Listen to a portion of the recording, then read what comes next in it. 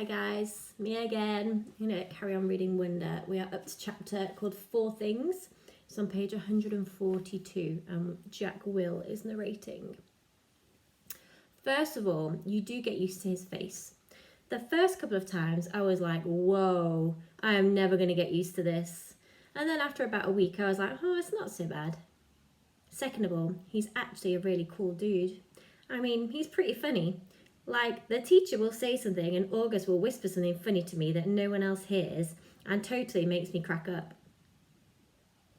He's also just overall a nice kid. Like, he's easy to hang out with and to talk to and stuff.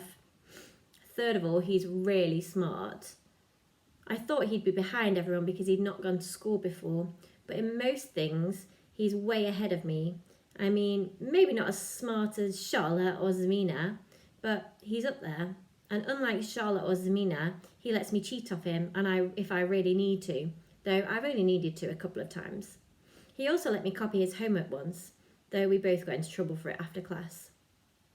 The two of you got the exact same answers wrong on yesterday's homework, Miss Rubin said, looking at both of us like she was waiting for an explanation. I didn't know what to say because the explanation would have been, oh, that's because I copied off August's homework. But August lied to protect me.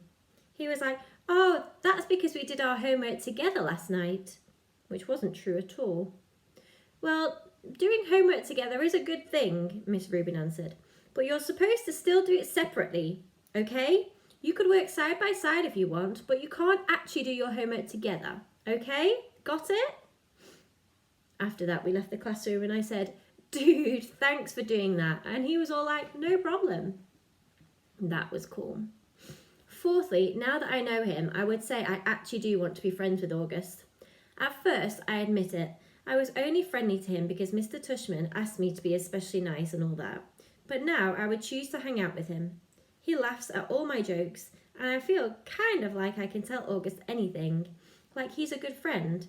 Like if all the guys in the 5th grade were lined up against the wall and I got to choose anyone I wanted to hang out with, I would choose August. Next chapter, Ex-Friends. Bleeding Scream? What the heck? Summer Dawson has always been a bit out there, but this was too much. All I did was ask her why August was acting like he was mad at me or something. I figured she would know. And all she said was bleeding scream. I don't even know what that means. It's so weird because one day me and August were friends and the next day, whoosh, he's hardly talking to me. And I haven't the slightest idea why. When I said to him, hey August, are you mad at me or something? He shrugged and walked away. So I would take that to define yes. I would take that as a definite yes. And since I know for a fact that I didn't do anything to him to be mad about, I figured Summer could tell me what's up. But all I got from her was bleeding scream. Yeah, big help. Thanks, Summer. You know, I've got plenty of other friends in school. So if August wants to officially be my ex-friend, then that's fine. That is okay by me. See if I care. I started ignoring him like he's ignoring me in school now. This is actually kind of hard since we sit next to each other in practically every class. Other kids have noticed and have started asking if me and August have had a fight. Nobody asks August what's going on. Hardly anyone ever talks to him. Anyway, I mean, the only person he hangs out with other than me is Summer. Sometimes he hangs out with Reed Kingsley a little bit, and the two Maxes got him playing Dungeons and Dragons a couple of times at recess.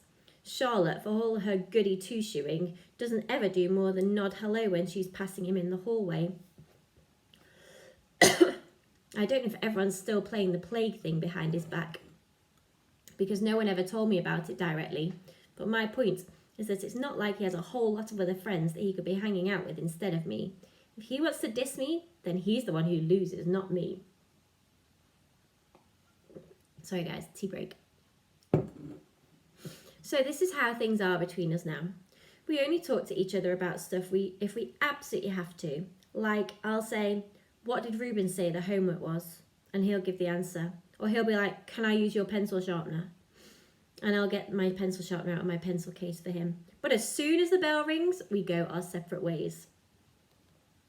Why this is good is because I get to hang out with him. Why this is good is that I get to hang out with a lot more kids now. Before, when I was hanging out with August all the time, kids weren't hanging out with me because they'd have to hang out with him. Or they would keep things from me, like the whole thing about the plague. I think I was the only one in the crowd who wasn't in on it, except for Summer and maybe the DD crowd. And the truth is, though nobody's that obvious about it, nobody wants to hang out with him. Everyone's way too hung up on being in the popular group, and he's just as far from the popular group as you can get. But now I can hang out with anyone I want. If I wanted to be in the popular group, I could totally be in the popular group. Why this is bad is because, well, A, I don't actually enjoy hanging out with people in the popular group that much, and B, I actually quite liked hanging out with August. So this is kind of messed up, and it's all August's fault. Next chapter is called Snow. The first snow of winter hit right before Thanksgiving break. School was closed, so we got an extra day of vacation. I was glad about that because I was so bummed about this whole August thing, and I just wanted some time to chill without having to see him every day. Also, waking up to a snow day is just about my favourite thing in the whole world. I love that feeling when you first open your eyes in the morning and you don't even know why everything seems different than usual, and then it hits you. Everything is quiet, no cars honking, no buses going down the street, and then you run over to the window and outside everything is covered in white. The sidewalks, the trees, the cars on the street, your window panes. And when that happens on a school day and you find out your school is closed, well, I don't care how old I get, I'm always going to think that's the best feeling in the world. And I'm never going to be one of those grown-ups that use an umbrella when it's snowing, ever. Dad's school was closed too, so he took me and Jamie sledging down Skeleton Hill in the park. They say a little kid broke his neck while sledging down that hill a few years ago, but I don't know if this is actually true or just one of those legends. On the way home, I spotted this banged-up wooden sled kind of propped up against the old Indian rock monument. Dad said to leave it as it was just garbage, but something told me it would make the greatest sledge ever. So Dad let me drag it home, and I spent the rest of the day fixing it up. I superglued the broken slats together and wrapped some heavy-duty white duct tape around them for extra strength. And then I spray painted the whole thing white with the paint I'd gotten for the alabaster sphinx I was making for the Egyptian Museum project. When it was all dry, I painted lightning in gold letters on the middle piece of wood and made a little lightning bolt symbol above the letters.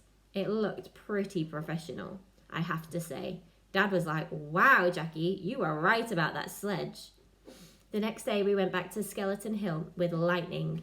It was the fastest thing I'd ever ridden. So much faster than the plastic sledges we've been using. And because it had gotten warmer outside, the snow had become crunchier and wetter. Good packing snow. Me and Jamie took turns on lightning all afternoon. We were in the park until our fingers were frozen and our lips had turned a little blue.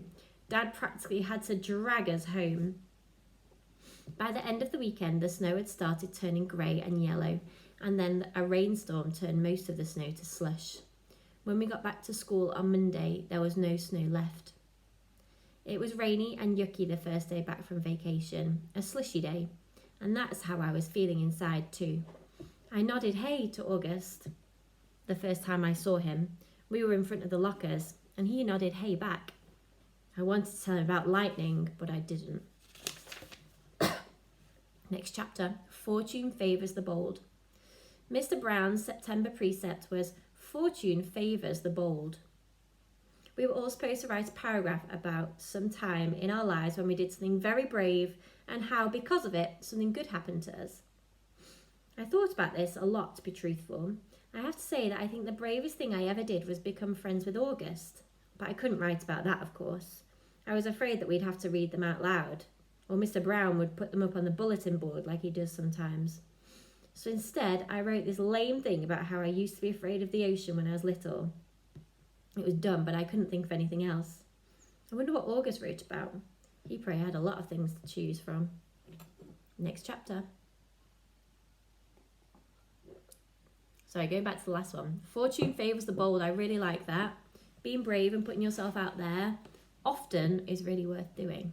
Have you ever done something brave that's really paid off and you've kind of benefited from it in some way?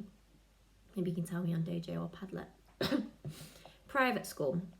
My parents are not rich. I say this because people sometimes think that everyone who goes to private school is rich, but that isn't true with us. Dad's a teacher and mum's a social worker, which means that they don't have those kind of jobs where people make gazillions of dollars.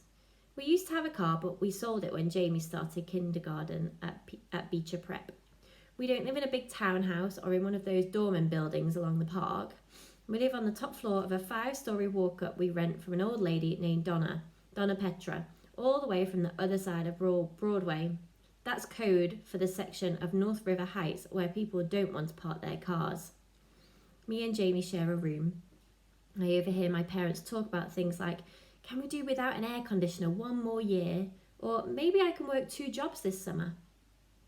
So today at recess I was hanging out with Julian and Henry and Miles. Julian, who everyone knows is rich, was like, oh, I hate having to go back to Paris this Christmas. It's so boring. Dude, but it's like Paris, I say like some idiot. Believe me, it's so boring, he said. My grandmother lives in this house in the middle of nowhere, and it's like an hour from Paris in this tiny, tiny, tiny village. I swear to God, nothing happens there. I mean, it's like, wow, there's another fly on the wall.